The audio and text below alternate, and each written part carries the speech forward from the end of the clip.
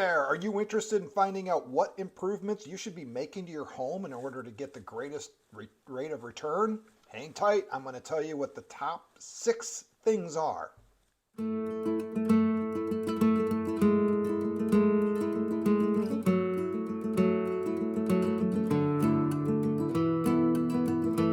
Hey everybody, listen, we had a situation that comes up quite often. I had a client recently ask me, hey, what kind of repairs do I need to make to the house in order to get the most money that I possibly can when I turn around and sell it? So I'm gonna go through the list of probably 6 or 7 of the items that we see that most sellers will be able to get the most bang for their buck.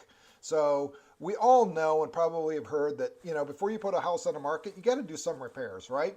Some of them are going to be required in order to attract enough buyers to be able to get enough interest in the property, and others are kind of optional. So I'm going to kind of sort through how we work with clients and able to answer some of these questions.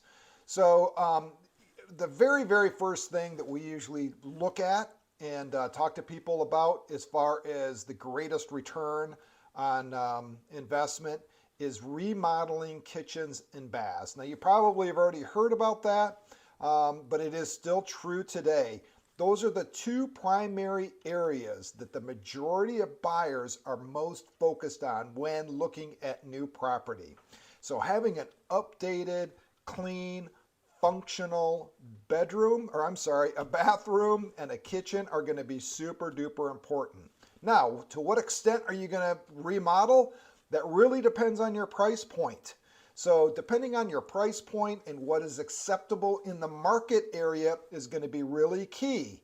There is no blanket answer for this. You're going to have to get a seasoned agent that really understands the market area and understands these numbers to be able to guide you through what is really going to be needed when you do your renovation work. But overall, generally, kitchen and baths probably have the greatest return out of any improvement that you can make. We're seeing anywhere from like 95% to like even 98% return on every dollar that you invest into your kitchen and baths. Another area, number 2, that comes up quite often and has really got a great return, and that is siding. So if you have an older house, maybe it was built before the year 2000, you may have wood siding or masonite or even vinyl siding that may not be in the greatest of condition. We're finding when we replace the siding with like a cement board, we're getting a great return on investment with those. Now, what is a great return? Again, it depends on exactly where you're at, your price point, but we're seeing like 95 to about 98% return when we put brand new siding on a property. So that's another area that you're really going to want to focus on. Here's number 3, exterior decks or outside living. A lot of the older homes, if you've got a home that's 20 plus years old, really check out that deck. If you haven't been maintaining it and keeping it in great condition, number 1, it's going to be really outdated as far as current codes are concerned. In most of the areas that we work, codes have changed quite a bit. So it's always going to get flagged by a home inspector, and then you got to go back and you got to negotiate, and well, it was grandfathered in and this wasn't. It's a hassle. And there's a whole safety issue involved with decks as well. So if you have an older deck, replacing the deck or refurbishing it is going to be really, really important. What's the return on what we're seeing with decks is about 90%.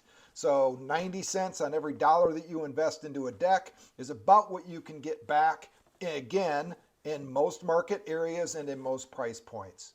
The other weird one that we're seeing is steel doors, entry doors. So you have an exterior door. Now there is a difference between an exterior door and an interior door. And when I say steel doors, I'm talking about an exterior door, that's got a little more security to it than like an inside door. A lot of those, if you've got an older home that's been around for a while, a lot of the molding and the framework is dry rot and it's not sealed really well. Maybe the door frame is kind of jammed up a little bit and doesn't really fit all that well. So replace those. We're seeing about a 92 to 96% return on when you replace those exterior doors. So that's another really, really good one to take care of. The other thing that we really like, and this is a decorative thing, is the manufactured stone veneer. Now the stone that you see, the decorative stone that you see on a lot of the houses, over a certain period of years, it starts deteriorating. Some of that starts falling off. It's simply a veneer. It's not a structural component to the house itself. It's strictly cosmetic. However, if you aren't really keeping it maintained and looking really, really good, that's been a really big issue. A lot of people don't like that. It's just an eyesore. So take care of your exterior veneer stone. If you currently have it, just make sure it's in great condition and it's in and it's well and it's not falling apart. If you don't have any veneer stone and maybe you have just like a concrete wall, really spruce it up. The exterior stone veneer, the manufactured stone veneer, really pretties it up. What kind of return are we seeing? Not as great as we see with some of the other items, but about 80 to 85% return on every dollar that you spend on your exterior veneer. And then the last one that we see a great return on is your garage doors. Again, if you have an older property that has garage doors that have been there for a while, maybe they're faded, they squeak, they're loud, they creak, you may want to take a look at replacing those. Garage doors and garage door openers in today's market right now are super quiet. They're usually insulated, and man, do they make a big difference. Not only just aesthetically, but people love how quiet brand new garage doors are. They look great. They sound great. They don't wake everybody up in the house when you actually hit the garage door. They're a beautiful thing. Hey, the return on our garage doors when you replace them in most price points in most areas is about 95 to 98%. So that's great. That's a really good return. So those are some of the highlights of the things that we see with the greatest return on some of the improvements that you can make to your property before you sell it. So you may be asking, why in the world am I going to do any of this stuff when I can't get at least 100% or more? I want to invest $20,000 into the house and I want to get $40,000 back. I want to double my money. Well, that's just unrealistic. So why are you doing all these improvements? To attract buyers. When you have a home that is not in great condition, not perfect condition, not perfect, no one's expecting perfect, but it's got to be in great condition, really, really good condition. It shows well. That's how you attract buyers.